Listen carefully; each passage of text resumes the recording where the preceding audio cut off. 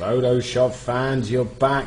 I can't believe you actually opened this one. My name's Ali Baba from One Stop Tutorials, and I can't believe you opened this video tutorial because you saw what tool we were going to be using. That's right, we're using the most dreaded, the most hated, the most pick up your computer and throw it out the door tool there is, the pen tool. This tool, and I'm going to be honest with you, this tool used to make me nuts. I just couldn't figure it out. I knew the basic, I'd read up on it, click, drag. Every time I come around the corner, it just didn't do what everyone else's was doing, you know, and then it used to annoy me. That's why I'm doing this video tutorial. I'm hoping I can get this in one part. If not, then we'll have to put it in two parts, but it's well worth it. This pen tool is, once you know how to use it, it's probably the best tool in Photoshop. Okay, so we're going to just open up a file, just going to open up a new window. We're going to open up a new page. Okay, doesn't matter what size, anyone will do. And we're going to click it. Ah, did you feel it burn your fingers? Okay, the pen tool. Here's the top one, the pen tool. Its shortcut is P. Up here you've got two selections. Okay, the first one you can shape layers, or the second one is the paths. Okay, let's go over the first one quickly. The first one is shape layers. Just simply click on it, and when you click on it, you'll notice you have a few more things up here. Okay, rather than if you just had the path selected.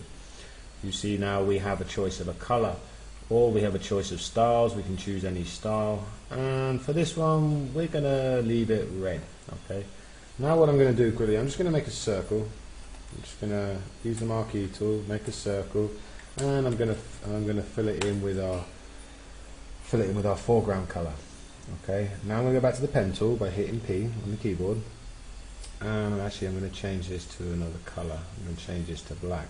Okay, now the way this tool works is you could just click, click, click, click, click, okay, or click. You could just click, click and drag, click and drag. You can make any shape you want, and then if it's not perfect, you can come in here and move the anchor points and change it. This is why it's so powerful. It allows you to make any shape you want rather than just the bog standard shapes that are available in Photoshop.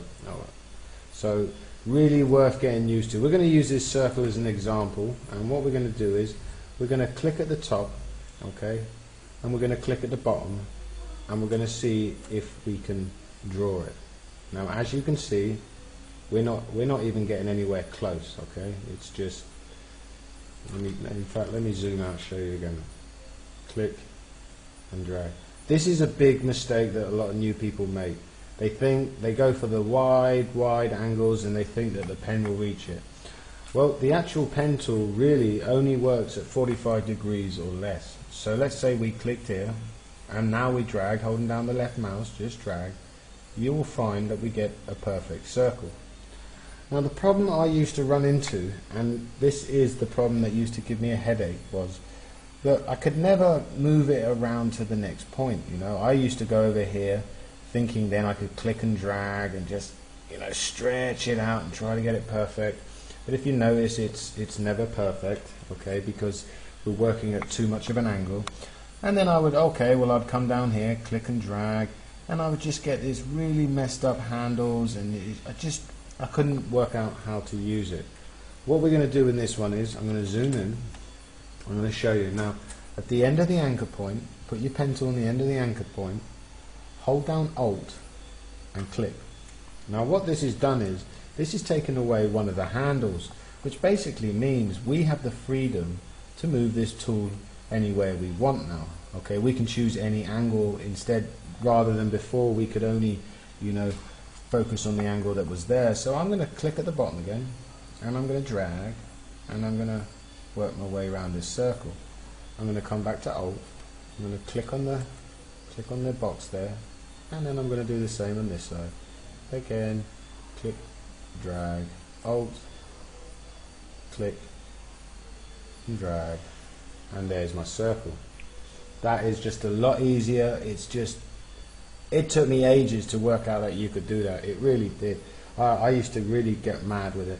Okay, so That's how you make a basic circle. And then as you can see, it's just really easier to use again. Okay, so that's the path selector. And what does this mean once we made this path? Well, what we can do is, I'll just quickly go back through again and I'll just quickly do this. Put some background music on if you want. I'm just going to do this roughly. I just want to show you what you can do. Okay, now you have your now you have it all selected and everything's working.